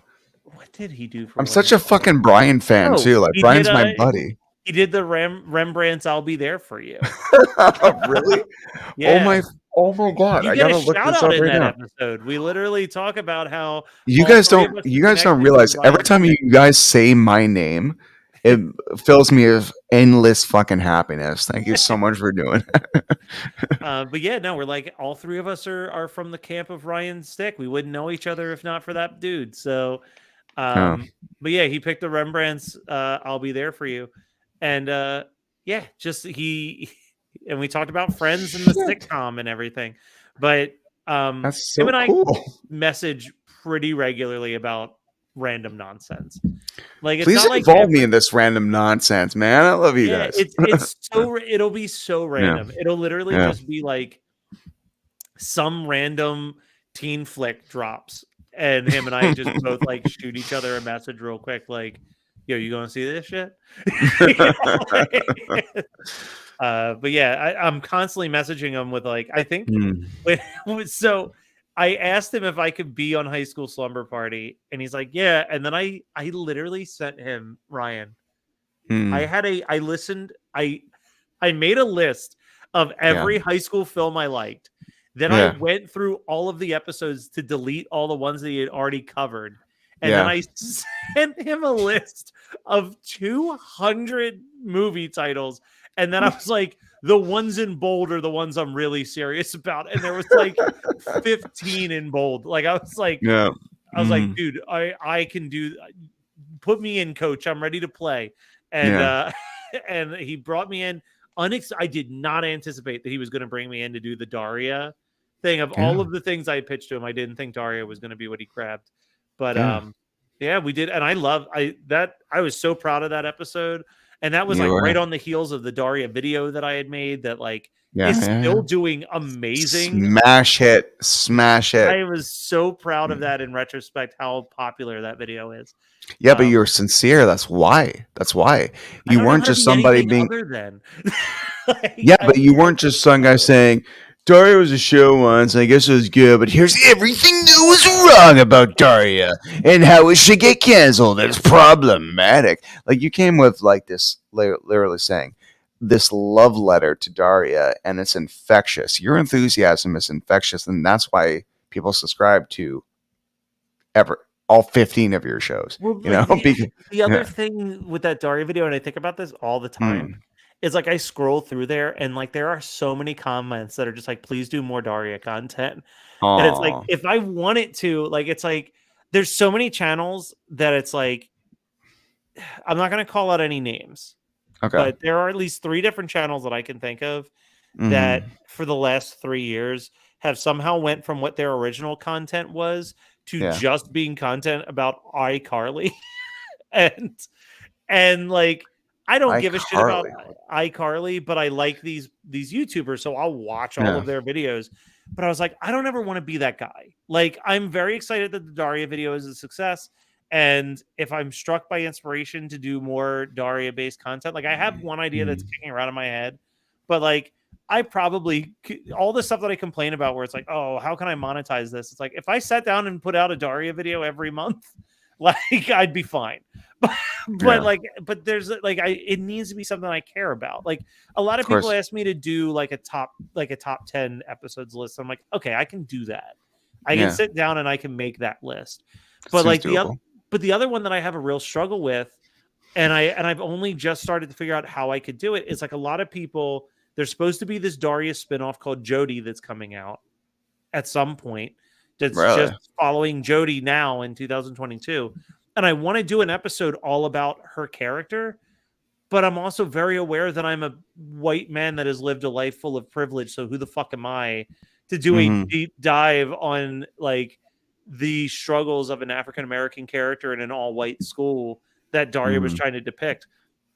So I've been waiting for like how to do it because it shouldn't be me and it can't be me. I'd much Well, rather it could anyone be else do that you, video. but no, but here's the thing, Matt. Go into the ether and find the co-host that it does represent, because just because you are who you are does not negate your opinion about the art form that was Daria. Yeah. But at the Well, I same have time, someone in you can mind that have I want to look at. the Yeah. best of both worlds. Find that person that should, but because both of your opinions are just as valid, Yeah. especially if they're expressed. Because I let's say you find somebody. Let's say you find somebody who doesn't have any talent, podcast talent that it was made for, but they don't have the communication skills to go onto the microphone. I mean, you can have the best of both worlds. It's not just because, oh, well, this checks all the boxes. It's, I think you have a talent for finding people that need to be the voice of said subjects, and I'd say do it, but just don't put yourself out of there just because of a certain bunch of check marks. Like, your opinions and your love of Daria and everything in that universe still is valid, but at the same time, I do agree. Find that other voice that it was supposed to be for. yeah. Absolutely. And I think I found that person. I've been Cool. but I haven't pitched the Hmm. idea to them yet, but I know how I'd want to do it, which is like Mhm. I can sit there and I can do the research and break down who this character is, but I'd Mhm. love to literally just go episode by episode of every episode that Jodie is in and like track what's true about this character Mhm. to this hypothetical second person on this project. So that's something that's in my brain that I do want to try to do before they have a like try to have it mostly figured out so that whenever they do have like a release date for Mhm. Jodie, we can like make that work. But That's fascinating, though, that they're even making that show. That's awesome. yeah, I mean, I don't know if I'm going to be able to pull this one off because it's like at the end of January and I have done no research for it. But Okay. one of my like ultimate guilty pleasure shows is that 70s show, and that 90s show is like right around the corner. So I'd love to Yeah. do the same way that I did Daria and Mhm. American Pie. I love to do like a love letter to that 70s show, but Sure. like for Daria and American Pie, I sat down and rewatched every episode of those things to really write down like how those feelings resonated and all and I think that's the way I need to do those videos. And Mhm. there's just a lot of that 70s show. It's like 240 episodes, and I'm like, I don't know if I can watch Matt, 240 episodes before Matt, the end of do you January. want to know something horrifying? What? Horrifying. That show came out in 1997 or 8. Which one? You would know. 97, I'm pretty sure. Okay, 97. It's based on 77.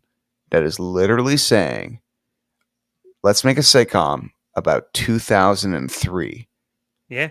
and make it feel like it's so fucking long ago that we could comedically change our set design to seem so different from our present stance that we could even call it that 2000s show. Yeah. Like, does 2003 feel long enough from right now, particularly to describe a sitcom about it based on its looks and everything? Well, here's the Like, thing. I've yeah. talked about this with people, and Mm, here's why that feels so fucking far into us. mm-hmm. I don't think so. Close your eyes and Okay. think of 1960, right? Mm-hmm, Think of mm-hmm. the 60s. You have kind of a Yeah. distinct vision of the clothing. You have a distinct vision of that. Same with the 70s, same with the 80s, same with the 90s. I really think from 2000 on, there isn't that unique flair for anything. Nothing has like No. been such a leap and bound in fashion and lifestyle in such a dramatic way as it was in all those different decades. So that's why Just I in feel, technology. Just in yeah. technology. So Yeah. that's why I think when people are like, "Oh man, 20 years ago was 2003," it it's because like you can't like I look at photos of myself in high school and I'm like, yeah, I'd still wear that. You know what I mean? Like in a way that my parents can't look at their high school photos and be like, I'd still dress in bell bottoms and like because it Mhm. looks so dated and ridiculous. But like, I don't know, like in 2003 when I was in high school, I was wearing t-shirts and hoodies and jeans. You know what I mean? And like that's still what We I didn't wear. have Flock of Seagulls haircuts. I think the only thing is maybe the emo cut is like And really that the was dated still part about the early and 2000s that's the thing, maybe. the stuff that we think Yeah. about though is still so niche. Like it Yeah. wasn't like this, not in the way that like the 70s had this universal fashion and like No. 90s had that grunge look or like the gangster rap look or like Mhm. there was like these three or four pockets. It was like people just dressed in their regular ass Abercrombie and Fitch clothes, or they were like the emo kids. But even the emo kids, it was like I always said Mhm. that I felt like Jason Segel in SLC Punk because I never was someone who dressed the punk role. I was the Yeah. dorky guy in glasses and a t-shirt. Used Mhm. sometimes even like a tie-dye shirt. Like it was just like whatever the fuck I felt like wearing because I didn't care about like having to dye my hair and get pierced up or anything like that. But like I just don't think I even see like Facebook people will do like their 15 years ago I posted this. I'm like, y'all, we all look the same. Like nothing has changed. But Yeah. our generation just lives so much healthier. Like Yeah. I got a huge compliment from my friend's mom the other day where she was like, I swear to God, you look younger every time I see you. That's good. And I mean, part of it's because I got no kids and no responsibilities. So like that That does does wonders. age you. Yeah. But Yeah. but like I also just I think it's because like our generation in general, like a lot of us have grown up where it's like we've seen what fucking heroin and Mm. cocaine and all this shit does to people, and like we've seen what alcohol abuse looks like, and and then you look at Gen Z. I think Gen Z is going to look like 17-year-olds into their 40s because they're like as long as they're not like really into the lean lifestyle Mhm. of mumblecore rap, they're like these like super on top of what their diet should be and on top of Mhm. their like just I Well, there's think more vegans than ever. There's more yeah, just like the idea that your body is your temple, and as opposed to just a series of abuse, there's a series of I think they're just trying to for self-preservation. They're just yeah. kind of like, hey, our bodies are important. So is Back when he. So is back the when so is you the even had environment. Yeah. like Yeah. 1970s, you weren't allowed to cry if you were a guy. You had to be this Hmm. strong man. And now we're in a generation where it's like I Why think that aren't you people crying? Like, what the yeah, fuck like is wrong with you? we're Yeah. gonna Yeah. look down Hmm. and I'm about to say something that I'm sure like every crazy far to the left person will be like, see, that's the problem.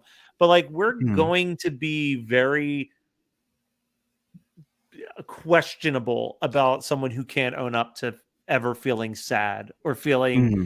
any of these emotions because it's like Hmm. no, that's not a good thing. That's not an admirable trait that you've never cried. Like Hmm. crying is a very important part of human emotions. Hmm.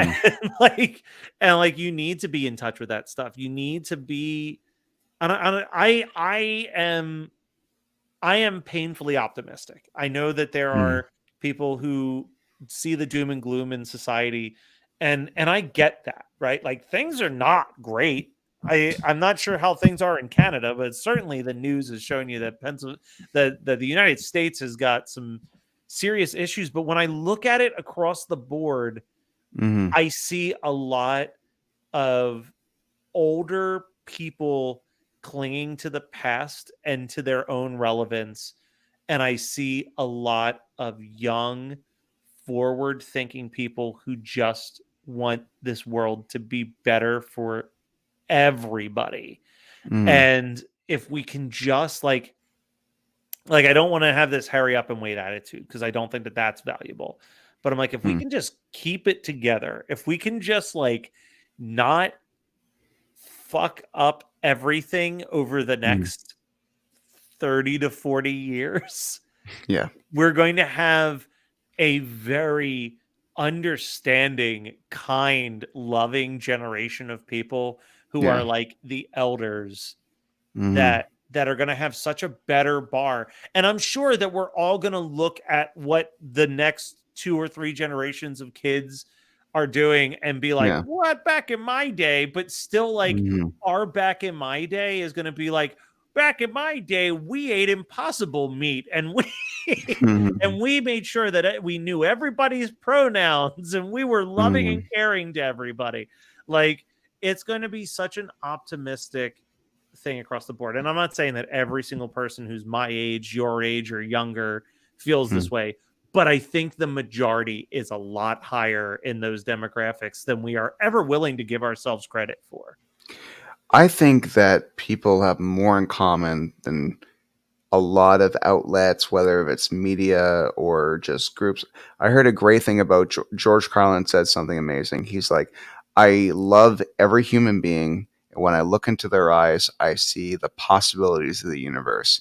It's when they get into groups that they turn into pieces of shit sometimes. Yeah. And it's kind of I don't like the idea that being a great human being has become the dick sizing contest it has become, because I think it takes the noble actions of said Spider-Man that says great power comes great responsibility, but when you do it to further your social barometer above other people, it takes the insincerity of your actions, the selflessness and insincerity of your actions.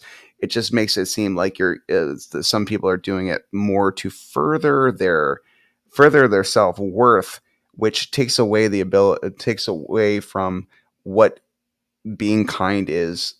Sorry, I've had a few drinks tonight, so It's all good. putting it out on Front Street.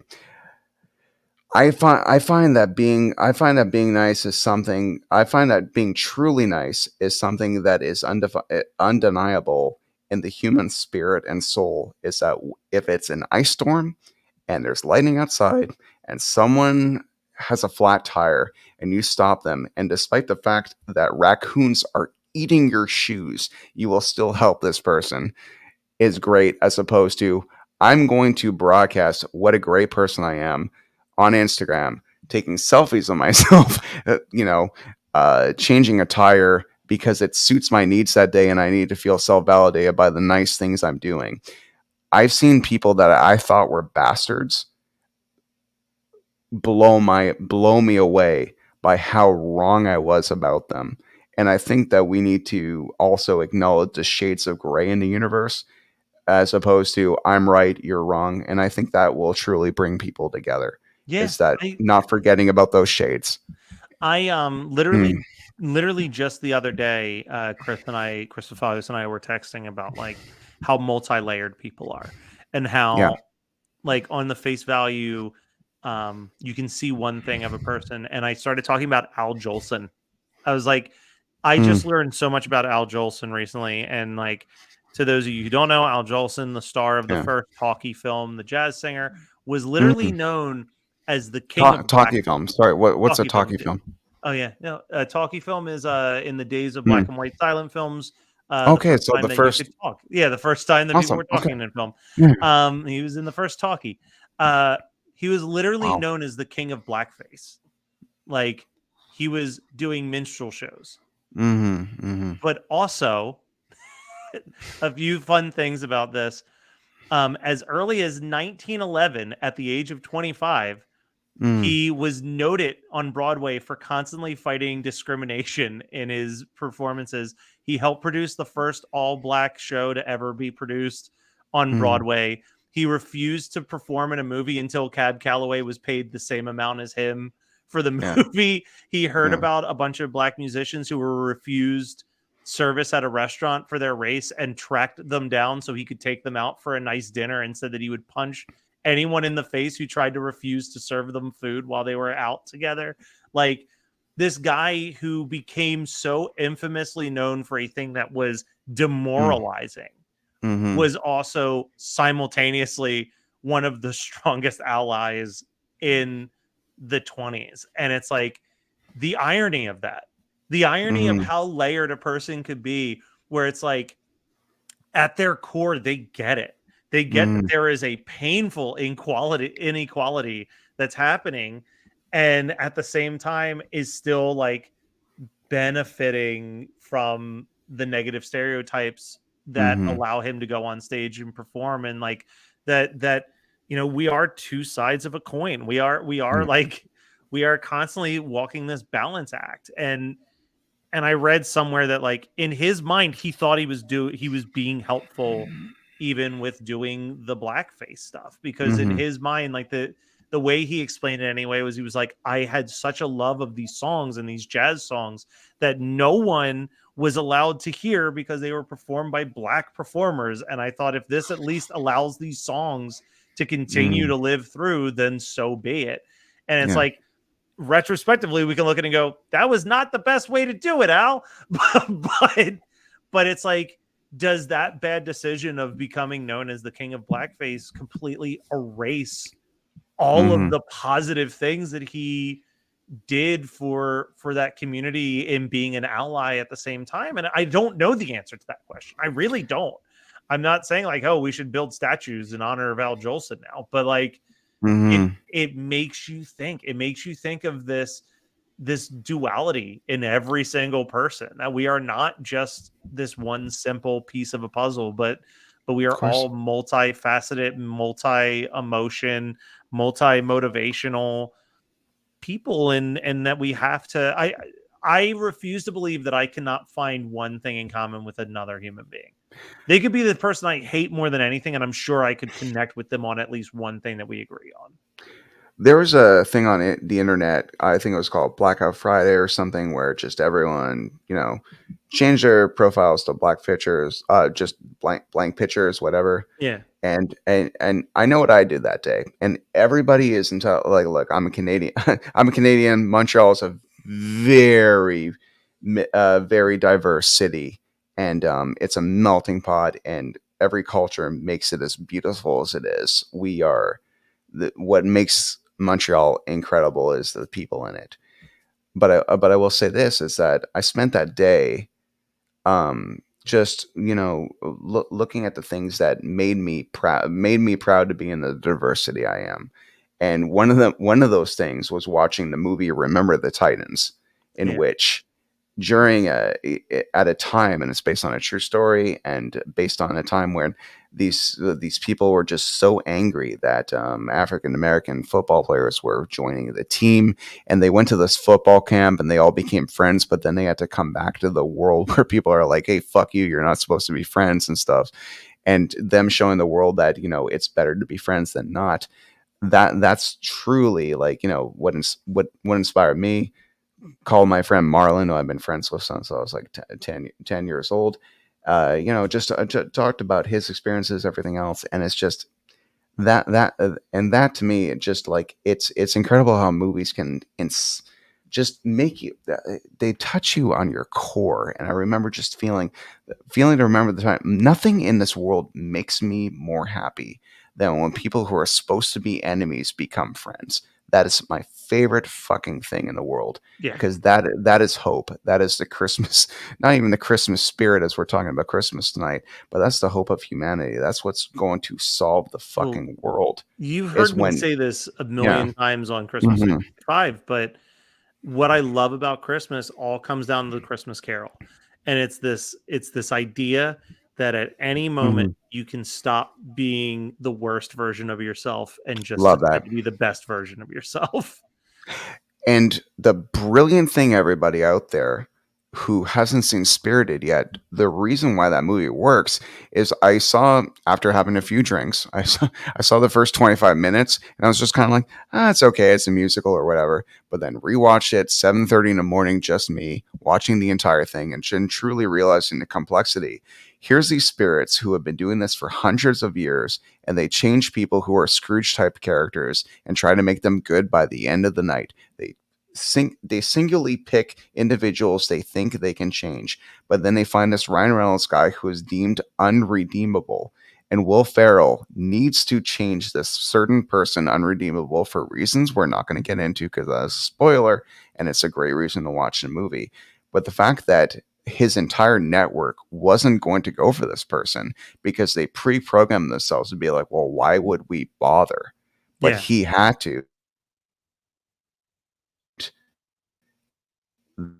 The we need to fucking go for it. Yeah. Yeah. No, it's I mean, that is my favorite one so far. Again, I haven't seen Violent Night, but Mm. that movie moved me to tears on more than one occasion. Octavia Spencer's song in that movie is like an absolute masterpiece of a song. Like it's man, we've been all over the place. I do have to wrap this up soon because it is Me almost too. midnight 30. So I need Yeah. but But isn't fucking great? Like, Matt, this is what we do. We always like start off. We're like, let's talk about fluffy shit, but then by the end of the broadcast, we're talking about like heavy shit. It's like whatever. yeah. But that's the fucking great thing. We've had some really fucking nice people commenting all night. Thank you so much, everybody. But the whole point of this broadcast is subscribe to Christmas 365. Subscribe to the Geekscape Network on YouTube and One Hit Thunder, wonderful fucking show. Horror Movie Nights, fucking amazing. Matt, it's always a pleasure. Thank you so much for coming on. I love hanging out with you, Ryan. I wish you lived closer. Where are you based out of? If I'm you in tell Philly. the internet, I'm just hanging out in Philly, just outside of Philly, practically Yeah. Delaware. I'm right where Pennsylvania, Delaware, New Jersey meet for a group hug. Yeah. Fucking man, that's fucking amazing. Your insights to things are awesome. Everything you talk about, you definitely do have a lot of love. I'm assuming there's a lot of episodes in 365 that you haven't touched upon yet. I have a few episodes I would like to recommend. All There right. is an episode of Justice League in which it's just Hawkgirl and Green Lantern go celebrate things the Hawkgirl way. Not Hot Girl, Hawk Girl, because she's from a planet that is a warrior planet, and Superman brings Martian Manhunter to his parents' house to celebrate Christmas, and he is a big fucking kid. It is so beautiful. And Flash is trying to find the Tickle Me Elmo of the year to for a bunch of orphans. It's so beautiful and it's so amazing. X-Men the Animated Series, they have an episode called A Very Morlock Christmas where the mutants that live in the sewer, like their younger person is dying and they need like a transplant, and Wolverine comes to help them. It's just, there are truly wonderful things. And despite, of course, Christmas is very religious based, but it's also, I think we part of the whole Christmas Carol, the ability to want to be a better person by the end of the night. I love the Christmas metamorph. I think that people coming together trying to be the best you can, and I find a lot of these specials and cartoons I'm talking about exuberate said thing. And it's I can't wait to hear you and Dylan talk about these two particular episodes, because I think it tugs on the heartstrings that that seems to be, as a avid listener, the part of Christmas that you both seem to latch on to the most. Yeah, no, there is a lot more Christmas stuff for us to discuss. So I'm sure send me a message so I remember to write those down, because Sure, especially Justice League and X-Men, just as a reference point whenever the next Justice League and X-Men movie comes out, it's like perfect. Like that's the thing we're trying to be smarter about, is like, okay, we've got all these people who are listening to us right now because it's December.